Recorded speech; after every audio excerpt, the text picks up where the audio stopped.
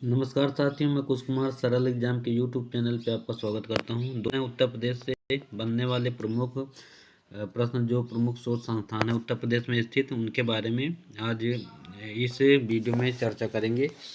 तो जो भी उत्तर प्रदेश से संबंधित समीक्षा अधिकारी और जूनियर असिस्टेंट और शिक्षक भर्ती की तैयारी करते हैं, तो उनके लिए Uttar Pradesh GK most important है और इसमें से प्रश्न आपको कई सारे देखने को मिलते हैं। ठीक, तो शुरू करते हैं हम आज का इसमें पहला प्रश्न प्रमुख शोध संस्थानों के बारे में। तो उत्तर प्रदेश में राष्ट्रीय चीनी अनुसंधान केंद्र अगर पूछे तो आप कहाँ बताओगे? कानपुर में है और यहीं पे तिलहन के लिए प्रसिद्ध है ये दलहन अनुसंधान केंद्र, ये देखो ना। दूसरा है इसमें भारतीय दलहन अनुसंधान केंद्र कहाँ, तो ये भी आपको कानपुर में मिलेगा। अगला है हमारा राष्ट्रीय कृषि वानिकी अनुसंधान केंद्र, ये कहाँ है आपका, तो ये झांसी में पड़ता है। ठीक, और बात करें आगे भारतीय कालीन प्रौद्योगिकी संस्थान, तो ये भदोही में, क्योंकि कालीन के लिए प्रसिद्ध सबसे ज़्यादा उत्तर प्रदेश का भदोही जिला आपको मिलेगा। नेक्स्ट है हमारा गोविंद वल्लभ पंत सामाजिक विज्ञान संस्थान, ये कहाँ आपका है, तो ये आपका प्रयागराज में इलाहाबाद में मिलेगा। ठीक, अगला है हमारा हरिश्चंद्र अनुसंधान संस्थान, ये आपका प्रयागराज में मिलता है। और बीबी गिरी नेशनल लेबर इंस्टीट्यूट, ये आपका नोएडा में मौजूद है। ठीक, अगला है हमारा भारतीय चारागाह एवं चारा अनुसंधान, ये कई बार पूछा गया प्रश्न है, तो ये आपका झांसी में स्थित है। ठीक, अगला हमारा केंद्रीय पक्षी अनुसंधान, तो पक्षी अनुसंधान ये इज्जत नगर है। इज्जत नगर कहाँ है, तो इज्जत नगर आपका बरेली में पड़ता है। ठीक, और ये भी इंपॉर्टेंट प्रश्न है, कई बार ये भी एग्जाम में आया हुआ प्रश्न है। अगला है हमारा भारतीय गन्ना अनुसंधान केंद्र कहाँ है, तो गन्ना अनुसंधान केंद्र जो है आपका लखनऊ में मिलेगा, ये आपका लखनऊ में। ठीक, और Indian institute of vegetables research यानी साग सब्जी अनुसंधान केंद्र कहाँ है, तो सभी को पता होगा, ये आपका वाराणसी में स्थित है। ठीक, नेक्स्ट हमारा प्रश्न है Indian institute of handloom technology, तो हैंडलूम टेक्नोलॉजी की बात करें तो ये भी आपका वाराणसी में पड़ता है। और अगला है भारतीय पशु चिकित्सा, तो ये भी अभी मैंने बताया था इज्जत नगर बरेली में है, तो ये बरेली में। ठीक, और नेक्स्ट है हमारा अंबेडकर उत्तर प्रदेश पुलिस अकादमी कहाँ, तो अंबेडकर उत्तर प्रदेश पुलिस अकादमी आपका मुरादाबाद में पड़ता है, पीतल नगरी के नाम से इसको जाना जाता है। और नेक्स्ट हमारा सेंट्रल लेप्रोसी इंस्टीट्यूट कहाँ है, तो ये है आपका आगरा में। ठीक, आगरा में पड़ेगा। नेक्स्ट है चौधरी चरण सिंह बाढ़ शोध केंद्र कहाँ है, तो चौधरी चरण सिंह बाढ़ केंद्र जो है आपका मेरठ में पड़ता है। चौधरी चरण सिंह के नाम से अभी यहाँ लखनऊ में हवाई अड्डा भी है। ठीक, और ये किसानों के प्रमुख नेता थे। और राजकीय चर्म संस्थान कहाँ है, तो चर्म संस्थान यानी चमड़े का काम कहाँ पे होता है, कानपुर में होता है। ठीक, तो संस्थान की बात करें तो ये कानपुर में है और चमड़ा के लिए प्रसिद्ध कानपुर और आगरा है। अगला हमारा doctor Ambedkar institute of technology for handicap, तो हैंडीकैप यानी विकलांगों के लिए साइकिल और उनकी जो प्रमुख पार्ट बनाए जाते हैं हाथ पैर के लिए और सुनने के लिए, तो वो सब आपका मिलेगा कानपुर में। ठीक, अगला है हमारा स्कूल ऑफ पेपर टेक्नोलॉजी, तो ये कहाँ है, सहारनपुर में। सहारनपुर उत्तर प्रदेश का जिला है जो कागज़ के लिए ज़्यादा प्रसिद्ध है, तो यहीं पे है। ठीक, और गौ अनुसंधान संस्थान कहाँ है, तो गाय सबसे ज़्यादा कहाँ थी, मथुरा में, तो ये आपका मथुरा में मिलेगा। ठीक,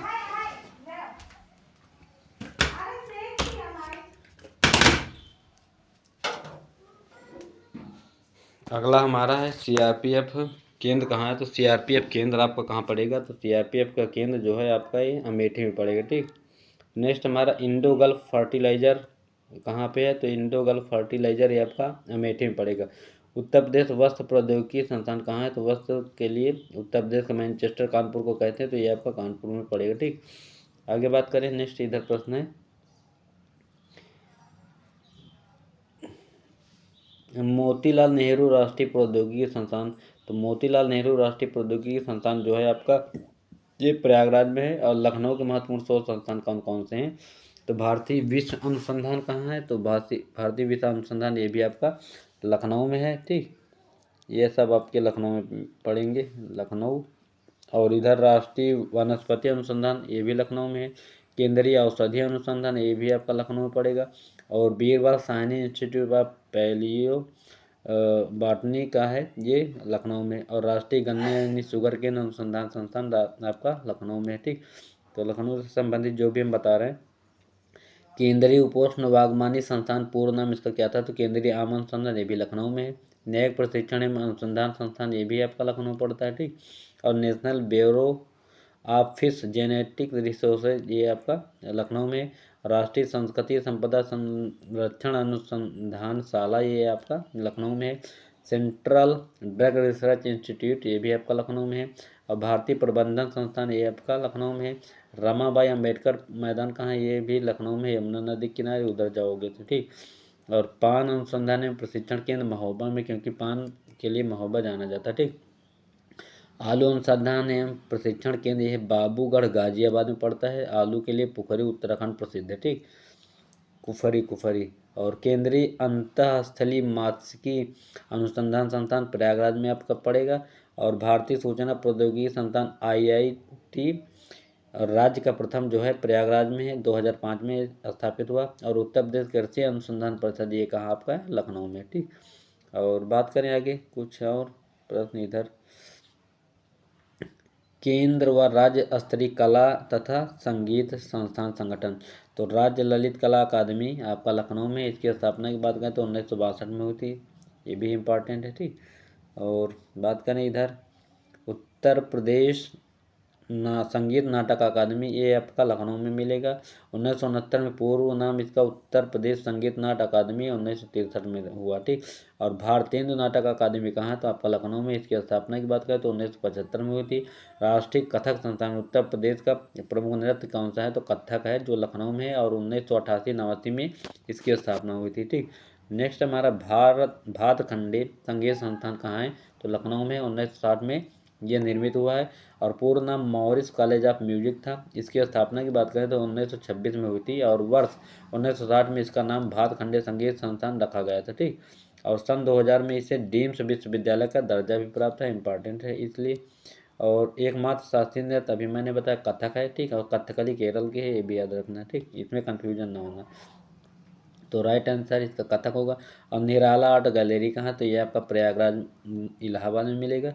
और कला एवं शिल्प महाविद्यालय कहाँ, तो ये है आपका लखनऊ में, जिसकी स्थापना 1911 में हुई थी। जॉर्ज पंचम जब भारत आए थे और दिल्ली से कलकत्ता से दिल्ली की राजधानी स्थानांतरित की बात हुई थी। और बंगाल विभाजन रद्द हुआ था इसी समय ठीक, लॉर्ड हार्डिंग का समय था ये। और प्रयाग संगीत समिति ये कहाँ है, तो प्रयागराज में है, जिसकी स्थापना 1926 में हुई थी। और उत्तर प्रदेश फिल्म टेलीविजन एवं लिबरल आर्ट इंस्टीट्यूट कहाँ है, तो लखनऊ में है। और 2016 में इसकी स्थापना हुई थी। नेक्स्ट है हमारा भारतीय कला भवन कहाँ है, तो भारतीय कला भवन ये है वाराणसी में, 1920 में इसकी स्थापना हुई। अंतर्राष्ट्रीय रामलीला केंद्र कहाँ है, तो अयोध्या में है ठीक। अब बात करें उत्तर प्रदेश में बहुउद्देशीय नदी घाटी परियोजना कौन कौन सी है, तो इम्पॉर्टेंट प्रश्न है इसमें भी। रामगंगा परियोजना कहाँ है, तो रामगंगा नदी पे बिजनौर में। रामगंगा जो है उत्तराखंड का जो जिम कॉर्बेट नेशनल पार्क है, उसका नया नाम रामगंगा है, क्योंकि रामगंगा नदी जो है इसी पार्क के बीचों बीच से निकलती है ठीक। और नेक्स्ट है हमारा रामगंगा काठी बांध कहाँ, तो रामगंगा नदी ये भी बिजनौर में है, क्योंकि बिजनौर में रामगंगा नदी बहती है। और बिजनौर से ही गंगा नदी उत्तर प्रदेश में प्रवेश करती है ठीक। और गोकुल बैराज परियोजना ये कहाँ, यमुना नदी पर पेयजल के लिए मथुरा में ठीक। और ये गोकुल बैराज निकलती कहाँ, तो दिल्ली के पास निकलती है ठीक। सबसे बड़ी गोकुल मतलब पेयजल वाली परियोजना है, इसको याद रखना। नेक्स्ट हमारा माता टीला बांध कहाँ है, तो रानी लक्ष्मीबाई बांध जो बेतवा है नदी पर और झांसी में है ठीक। और पथराई बांध कहाँ, तो पथराई नदी पर, ये भी झांसी में आपको मिलेगा। अगला है हमारा गोविंद बल्लभ पंत सागर परियोजना, उत्तर प्रदेश में, ये मतलब मानव निर्मित है, तो ये रिहंद नदी पे बना है डैम ठीक। और रिहंद परियोजना जो है रिहंद नदी पर सोनभद्र में है ठीक। और आगे बात करते हैं इधर कुछ और परियोजना है इंपॉर्टेंट, देख लो। तो कंधार बांध कहाँ है, तो कंधार नदी पे सोनभद्र में कंधार नदी है। मूसा खांद बांध जो है कर्मनाशा नदी चंदौली में है ठीक। कर्मनाशा नदी जो बिहार में भी बहती ठीक। और चंदौली में चंद्रप्रभा उद्यान भी है, राष्ट्रीय उद्यान। और शारदा जल विद्युत परियोजना कहाँ है, तो शारदा नहर लखीमपुर खीरी बनवासा नेपाल सीमा पर है। लखीमपुर खीरी जो है उत्तर प्रदेश का सबसे बड़ा जिला है ठीक। और शारदा नहर उत्तर प्रदेश सबसे बड़ी नहर है ठीक, 16,000 किलोमीटर लगभग। मौदहा बांध बिरसा नदी हमीरपुर में ठीक। और अर्जुन बांध कहाँ, तो अर्जुन नदी ये महोबा में बहती है ठीक। और आगे इधर बात करते हैं राजघाट परियोजना कहाँ, तो राजघाट परियोजना जो बेतवा नदी पे है, उत्तर प्रदेश व मध्य प्रदेश की संयुक्त परियोजना है, ललितपुर में। पूछा जाता है राजघाट परियोजना जो है किस नदी पे है तो और किन राज्यों का सम्मिलित है ये? तो उत्तर प्रदेश और मध्य प्रदेश। गंडक परियोजना से लाभान्वित जिले कौन कौन से? तो गोरखपुर है गंडक नदी, कुशीनगर, देवरिया, महाराजगंज। तो गंडक नदी जो है उत्तर प्रदेश और बिहार की सीमा भी साझा करती है और इस समय भयंकर तरीके से इसमें बाढ़ चालू है। ठीक, और आगे है यह परियोजना जो है नेपाल में स्थित है। ठीक, और यह उत्तर प्रदेश और बिहार की संयुक्त परियोजना है। अब इसमें बात करें जल विद्युत परियोजना और नदी, तो ओबरा जल विद्युत परियोजना कहाँ पे है? तो ओबरा जल विद्युत परियोजना रेहन नदी पे सोनभद्र में है। ठीक, और राजघाट जल विद्युत परियोजना कहाँ है? तो राजघाट जो है बेतवा नदी ललितपुर में है। ठीक, ललितपुर जो है एकमात्र जिला जो इधर सबसे लास्ट में है जो झांसी से जुड़ता है। ठीक, और माता टीला जल विद्युत परियोजना जो है बेतवा नदी ललितपुर में है। और चितरौरा जल विद्युत परियोजना कहाँ है? तो ये आपका गंगा नदी में मुजफ्फरनगर में पड़ेगा। आगे बात करें खारा जल विद्युत परियोजना, तो खारा जल विद्युत परियोजना जो है आपकी असम नदी में है, सहारनपुर में पड़ता है। पेपर मिल फैक्ट्री यहीं पे सहारनपुर में सबसे ज़्यादा कागज़ का उत्पादन होता है। ठीक, आगे महत्वपूर्ण तथ्य बात करें तो शुद्ध सिंचित क्षेत्रफल कितना है उत्तर प्रदेश के अंदर? तो 142 लाख हेक्टेयर है। और सकल सिंचित क्षेत्रफल कितना है? तो 209 लाख हेक्टेयर पाया जाएगा। ठीक, आगे कुछ और इम्पॉर्टेंट हैं तो उसको भी देख लेते हैं। तो विभिन्न साधनों द्वारा सिंचित क्षेत्रफल का प्रतिशत विवरण क्या है? तो सिंचाई के साधन कौन कौन से? तो उत्तर प्रदेश में सबसे ज़्यादा जो सिंचाई का जो सुविधा साधन है वो है नलकूप, जिसमें से 74.9% आपको नलकूप के द्वारा होती है। नलकूप वही जो इंजन पंपिंग सेट वगैरह इनसे। ठीक, नहर से क्या है? तो नहर से जो 15.2% सिंचाई होती है उत्तर प्रदेश में। और तीसरे नंबर पे आता है कुआं, कुआं से 8% होता है। फिलहाल अब कुएं से ज़्यादा नहीं होता, कुछ सब बंद हो गए। तालाब से 0.5% होता है। और अन्य जो साधन है 0.6% है। ठीक, और बात करें प्रदेश में सर्वाधिक नलकूपों की द्वारा सिंचाई होती है और प्रदेश में पहला सिंचाई कार्यालय जो है 1823 में सहारनपुर में अंग्रेजों द्वारा खोला गया था। ठीक, और सिंचाई विभाग का नाम बदलकर जल शक्ति मंत्रालय कर दिया गया है, ये भी याद रखना। और वर्तमान में उत्तर प्रदेश के जल शक्ति मंत्री महेंद्र सिंह, जबकि देश के गजेंद्र सिंह शेखावत हैं। और देश में नलकूपों द्वारा सिंचित क्षेत्रफल सर्वाधिक उत्तर प्रदेश में है। ठीक, और प्रदेश में नहरों द्वारा सर्वाधिक सिंचाई पश्चिमी उत्तर प्रदेश में होती है। पश्चिमी उत्तर प्रदेश इधर मतलब झांसी के एरिया ना, इधर नहर वगैरह यमुना नदी है, इस वजह से गंगा नदी का एरिया। और पश्चिमी उत्तर प्रदेश में नहरों का अधिकतर विस्तार अर्थात सर्वाधिक नहरें पश्चिमी उत्तर प्रदेश में पाई जाती हैं। प्रदेश में नहरों की सर्वाधिक लंबाई रायबरेली में, ये है मेरा जिला। ठीक, यहाँ पे सबसे ज़्यादा लंबाई क्योंकि गंगा नदी यहाँ से निकलती है। और ड्रिप सिंचाई एवं स्प्रिंकलर सिंचाई तकनीकी बुंदेलखंड क्षेत्र में होती है, क्योंकि यहाँ पे पानी की कमी है तो इसलिए बस ऐसे लगे होते हैं ना, आपको पता होगा, देखा भी होगा, खेतों में लगे रहते हैं ऐसे वो पाइप टाइप का, और इसमें से फव्वारा ऐसे ऐसे निकलते हैं घूम घूम के चारों तरफ, मतलब बीच बीच में ये पाइप फैली रहती है, यहाँ भी लगा रहता है, यहाँ भी लगा रहता है, तो ऐसे करके सिंचाई होती है यहाँ पे, इसे कहते हैं स्प्रिंकलर। ठीक, तो ये बुंदेलखंड के एरिया में पानी की सुविधा नहीं है, इस वजह से वहाँ पे लगाया जाता है ये सब चीज़, मतलब भर नहीं सकते इतना ज़्यादा, बस पेड़ों को नमी दे सकते हो। अगला है हमारा, नहर का नाम है, निर्माण वर्ष है, लंबाई कितनी थी?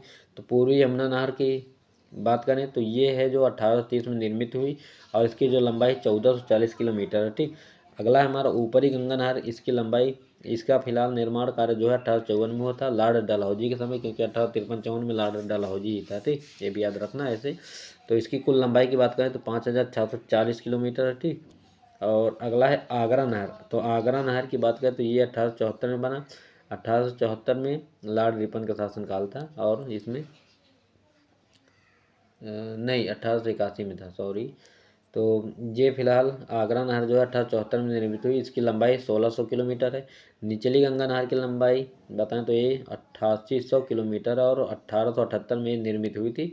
और नेक्स्ट हमारा शारदा नहर, तो शारदा नहर सबसे बड़ी है, ये 1928 में बनी और इसकी लंबाई है तो 12,368 किलोमीटर। ठीक,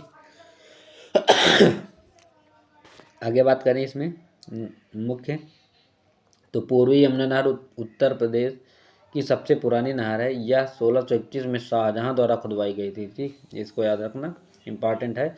और विश्व बैंक द्वारा सहायता प्राप्त सिंचाई परियोजना ऊपरी गंगा नहर सिंचाई परियोजना है। और स्टेट ऑफ द आर्ट सेतु, यह सेतु बलिया में गंगा नदी पर श्री रामपुर घाट पर बना 2544 मीटर लंबा है। यह पुल उत्तर प्रदेश का सबसे लंबा पुल है, इसको याद रखना। और शारदा नहर प्रदेश की सर्वाधिक लंबी नहर है, अभी मैंने बताया इसकी लंबाई, ठीक। और प्रदेश में भूगर्भ जल दिवस प्रत्येक वर्ष 10 जून को मनाया जाता है। और उत्तर प्रदेश का सबसे ऊंचा बांध कौन था, तो रामगंगा बांध है, ये भी याद रखना। अब बात करें उत्तर प्रदेश की प्रमुख झीलों के बारे में, ठीक। तो बखीरा झील कहाँ है, तो ये आपका संत कबीर नगर में है। करेला झील कहाँ, लखनऊ में है। बेंती झील कहाँ, बेंती आपका इधर पड़ेगा प्रतापगढ़ में। और मोती झील कहाँ है, तो मोती झील आपका कानपुर शहर में पड़ेगा, ठीक जी। और आगे है सुर सरोवर झील। तो सुर सरोवर झील आपका कहाँ पड़ेगा, तो सुर सरोवर झील जो है आगरा में। फुलहर झील कहाँ है, पीलीभीत में, यहीं पे गोमती नदी निकलती है गोमत ताल से, ठीक। और चितौरा झील कहाँ, तो चितौरा झील आपका बहराइच में पड़ेगा। और आगे बात करें लिलौर झील, लिलौर झील आपका बरेली में, जिसे बांस बरेली कहते हैं। नौ झील कहाँ, तो नौ झील आपका मथुरा में है। दहार झील आपका कहाँ, तो दहार झील आपका हरदोई में पड़ता है। अब बात करें नदियों के तटवर्ती नगर के बारे में बात करें, तो बिजनौर है, एक मिनट, बिजनौर हस्तिनापुर जो मेरठ में है। नरौरा बुलंदशहर में है। बिल्लौर, ये बिठूर, ये सब कानपुर के नगर में है। काला कांकर आपका प्रतापगढ़ में पड़ेगा। संगरेपुर प्रयाग, इसका मतलब प्रतापगढ़ का रेलवे स्टेशन इसके नाम से हो गया, अब ये भी याद रखना। प्रयागराज, वाराणसी, मिर्जापुर, गाजीपुर, ये गंगा नदी के किनारे बसे हुए शहर हैं, ठीक। और कानपुर तो है ही, आपको पता ही होगा। और आगे बात करें बागपत, वृंदावन, मथुरा, आगरा, इटावा, कालपी, हमीरपुर, कौशाम्बी व प्रयागराज, ये आपका यमुना नदी के किनारे के शहर हैं, ठीक।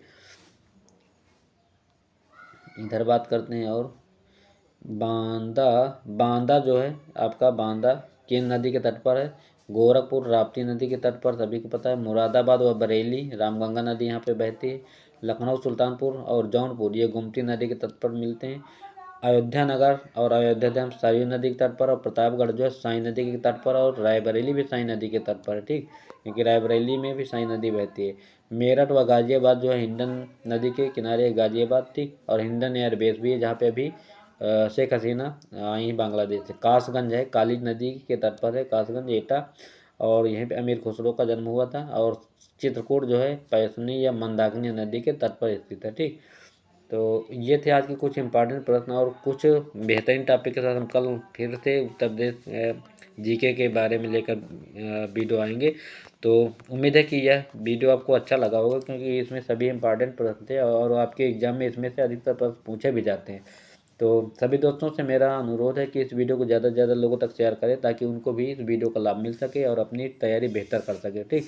और करंट अफेयर की आज क्लास नहीं हो पाई है, क्योंकि जो लैपटॉप है उसमें डिस्प्ले टेक्निकल प्रॉब्लम हो गई, इस वजह से करंट अफेयर की क्लास का PDF नहीं मिल पाया, ठीक। तो उसके लिए सॉरी, और बन जाएगा तो कल तक शायद आपको करंट अफेयर की क्लास मिल जाएगी, ठीक।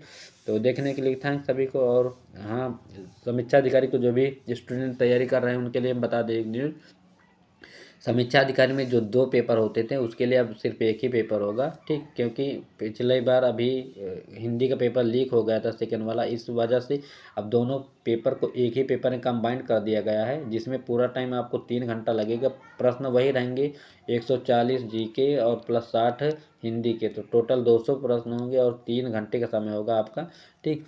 तो अब पूरा एक ही पेपर होगा समीक्षा अधिकारी के लिए। अब शाम तक बैठना नहीं पड़ेगा, अब सुबह बस जाओ 3 घंटे एक बार बैठ लो, पेपर दो, निकल लो, ठीक। तो बेहतर सुविधा हो गई है, अब शाम तक नहीं देना पड़ेगा, ठीक। तो ये थे कल की कुछ बेहतरीन न्यूज़, आपको अच्छी लगी होगी, ठीक। बाय सभी को, थैंक यू।